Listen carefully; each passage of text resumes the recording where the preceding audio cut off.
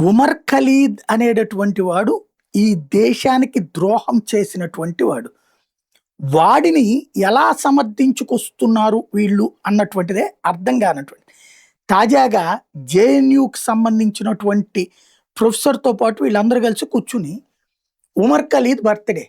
ఓ పని చేయండి, రేపు పొద్దున హఫీజ్ సయీద్, దావూద్ ఇబ్రహీము, తర్వాతన బిన్ లాడెను వాడికి కూడా చేయండి. వాళ్ళకి కూడా పౌర హక్కులున్నాయి. వాళ్ళకి ప్రజాస్వామ్య హక్కులున్నాయి.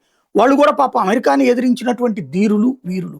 సిగ్గు, శరం లేని సన్నాసులు విద్యార్థుల రూపంలో, అలాగే ఈ దేశ ప్రజల సొమ్ములు తీసుకుంటూ రాక్షసుల్ని వెనకేసుకొస్తున్నటువంటి ప్రొఫెసర్లు అక్కడ పనిచేస్తున్నంత వరకు ఈ దేశానికి దౌర్భాగ్యం వెంటాడుతుందనుకుంటా.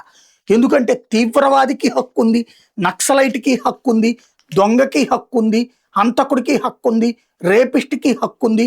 భారతదేశాన్ని ఆఫ్ఘనిస్తాన్‌లా మారిస్తే తప్పేంటి అని కారుకోతలు కూసేటటువంటి ఇట్లాంటి వాళ్ళ హక్కులని హరించకపోతే ఈ దేశంలో చాలా ప్రమాదకరం.